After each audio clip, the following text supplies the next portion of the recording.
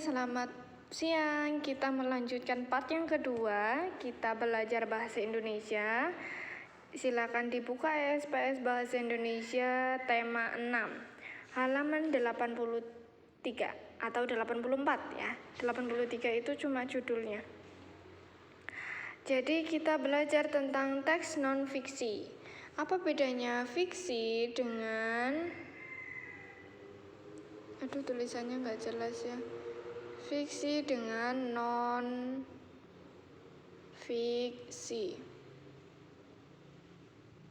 Nah, jadi perbedaannya itu untuk memudahkan kamu, pasti kamu pernah nonton TV sinetron. Di situ ada tulisannya, sebelum memulai sinetron itu biasanya ada tulisannya seperti ini. Cerita ini hanyalah fiktif belaka. Apabila ada kesamaan nama, tokoh, dan tempat itu hanya kebetulan. Nah, intinya itu. Fiktif atau fiksi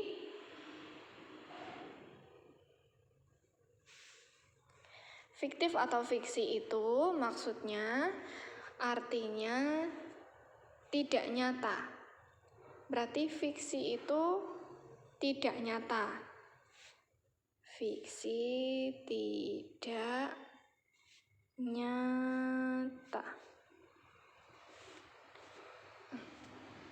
Sedangkan fiktif artinya bersifat tidak nyata. Jadi cerita-cerita sinetron yang ada di TV itu sifatnya tidak nyata. Itu untuk memudahkan kamu. Sedangkan non-fiksi adalah non-fiksi kebalikannya dari fiksi, berarti dia nyata. Kamu bisa melihat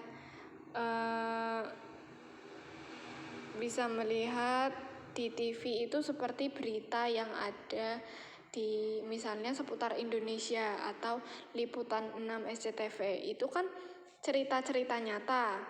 Nah, itu berita yang disajikan dari TV, dari acara tersebut bersifat nyata.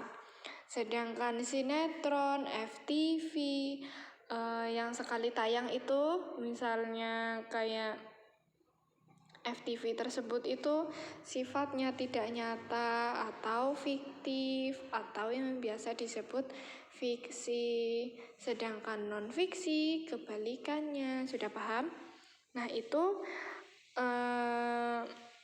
bagian dari untuk memudahkan kamu yang biasa sering kamu temui di televisi. Sedangkan untuk yang ini pelajaran bahasa Indonesia itu berupa teks non-fiksi atau tulisan atau paragraf yang menceritakan tentang non-fiksi. Apa itu tadi non-fiksi? Non-fiksi berarti yang sifatnya nyata. Betul sekali. Jadi misalnya kamu bisa menemui di koran atau di buku itu biasanya isi ceritanya sudah nyata. Isinya sudah terjadi, artinya nyata. Beda ketika kamu menemui di buku dongeng, buku tentang cerita anak, dan lain sebagainya, itu biasanya bersifat. Selanjutnya, pada halaman 86, menggali informasi teks non-fiksi dengan diagram. Apa bayanganmu ketika mendengar diagram?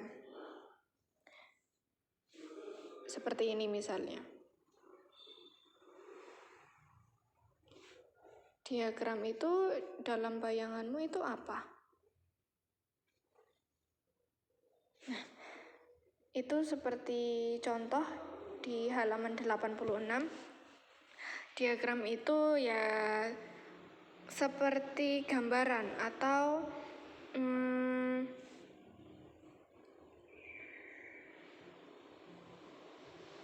sketsa untuk memperlihatkan atau menjelaskan sesuatu secara singkat, secara sederhana, yang dari diagram tersebut kamu dapat menemukan beberapa informasi. Misalnya bisa dilihat halaman 87 itu ada gambar taman semerbak bunga kakaskasen. Nah, di situ ada 5 cabang atau 5 5